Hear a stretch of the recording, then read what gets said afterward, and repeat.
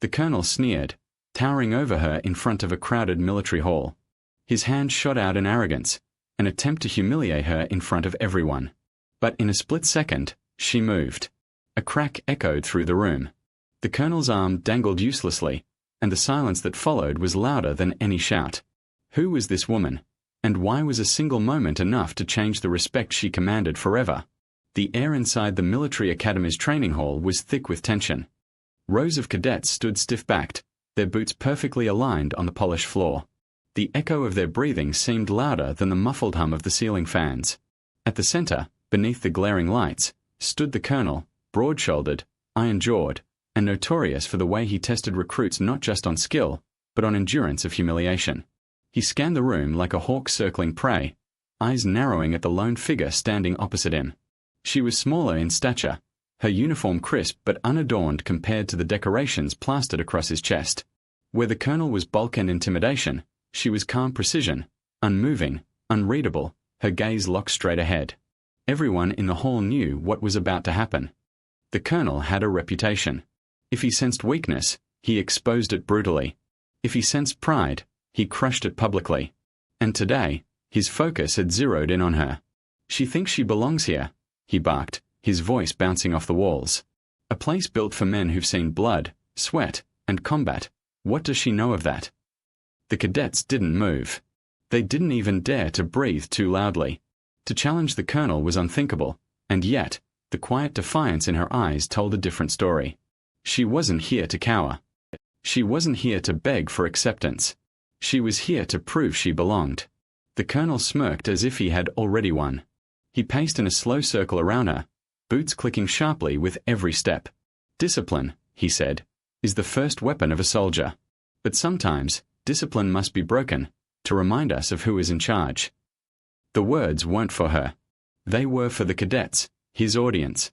He wanted them to watch, to see him break her resolve, and to walk away believing strength still belonged only to the men in the room. But as he squared up in front of her again, she didn't flinch. Her shoulders stayed loose, her stance steady, her breathing even. For a brief moment, it almost unsettled him. But his pride was far too thick to let doubt creep in. "You," he growled, jabbing a finger at her chest. "When a superior raises his hand, you submit. When a superior speaks, you obey." His hand lifted. The motion was sharp, almost theatrical. Gasps rippled through the hall as everyone realized what he was about to do. He wasn't just going to humiliate her with words, he was going to strike her. A man of his rank, raising a hand to a subordinate in front of hundreds of witnesses. And yet, she still didn't move. The colonel's arm swung forward, swift and certain. To the cadets, it was a blur of power and authority. To her, it was something else entirely, an opening. Time slowed. The colonel's arm, thick with muscle and arrogance, cut through the air like a hammer meant to shatter her composure. The sound of his sleeve whipping through the air reached the cadets' ears before the strike itself. To them, it was terrifying speed. To her, it was telegraphed from the very first twitch of his shoulder. Her mind registered it the way a seasoned fighter reads a book, the tightening of his jaw, the shift in his stance, the flare of anger in his eyes. Every movement screamed his intention. To him, it was an act of dominance. To her, it was a mistake. As his palm neared her face, her body reacted before thought could even intervene. Her right hand snapped upward, intercepting his wrist. The impact was sharp, a clash of force meeting immovable precision. Gasps echoed from the watching cadets. No one had ever dared touch him, let alone stop him mid-strike. But she didn't just stop him. She redirected. In a fluid, practiced motion, she rotated her hips, pulling his arm forward while stepping into him. The colonel's weight worked against him. His momentum became his enemy. Her grip shifted, fingers locking across his elbow joint. One clean pivot of her body, and she applied the kind of torque that bones were never meant to endure. Crack. The sound was deafening in the silence of the hall. His arm bent the wrong way, snapping under the force of her technique. The colonel's roar split the air, part pain, part disbelief, as he crumpled to one knee, clutching his useless arm. The cadets froze. For them, the moment played out like a nightmare in reverse. They had expected to see her broken and humiliated. Instead, the untouchable colonel was the one kneeling, his pride shattered in front of his entire command. She stood above him, composed, her breathing still calm, her stance ready. No gloating. No arrogance. Only control. It hadn't been rage that guided her. It hadn't been rebellion. It was instinct, training honed by years of discipline, precision carved into her very bones. Where he had swung out of ego, she had acted out of necessity. And the room knew it. The silence stretched long, suffocating. The only sound was the Colonel's ragged breathing and the faint creak of leather as cadets shifted, unsure whether to look away or continue watching. They had never seen power so decisively reversed in the blink of an eye. The Colonel, sweating and pale, tried to rise. He opened his mouth as if to bark an order, but the pain stole his words. His voice, once a booming weapon, broke into a stutter of breath. She didn't move. She didn't even offer a hand. She simply looked at him, measured, unwavering. It wasn't defiance. It was something worse for him. It was pity. And that look, more than the broken arm, more than the pain, was what destroyed him in front of his soldiers. The hall was silent. Not the silence of respect, nor the silence of discipline, but something far heavier, shocked disbelief. Every cadet stood frozen, eyes darting between the Colonel's slumped figure and the woman who had just dismantled him with a single motion. The Colonel's chest heaved, his face flushed with humiliation as much as pain. His decorated arm hung limp at his side, broken beyond denial. For a man who had built his reputation on invulnerability, the sight was unbearable.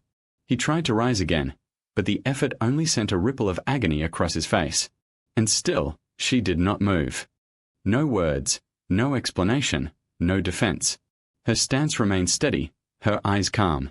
She wasn't gloating, and that unnerved the cadets even more. Because arrogance they could understand, but composure in the wake of toppling their feared superior? That was something different. That was authority. One cadet in the back swallowed hard. Another shifted uneasily, torn between loyalty to the Colonel and the undeniable truth of what they had just witnessed. Slowly, the atmosphere in the room began to shift. What had started as fear of her presence became respect, raw and unspoken, forged not by her words but by her control. The Colonel, meanwhile, burned with shame. He had meant to prove her unworthy, to strip her of dignity in front of her peers. Instead, he was the one stripped of authority, of pride, of the invincibility he had wrapped himself in for years. The sound of his own broken arm still echoed in his ears, mocking him. "Stand down," she finally said. Her voice wasn't raised. It wasn't even harsh, but it carried a weight that made the cadet's spine straighten instinctively. For the first time, they weren't responding to the Colonel's command. They were responding to hers. The Colonel's face twisted, his pride warring with his pain. But he saw it too, the way their eyes had shifted, the way their focus had left him. The authority in the room no longer belonged to him. And that was worse than the fracture. Medics were called. The Colonel was carried out, teeth clenched, eyes averted from the cadets who dared not meet his gaze.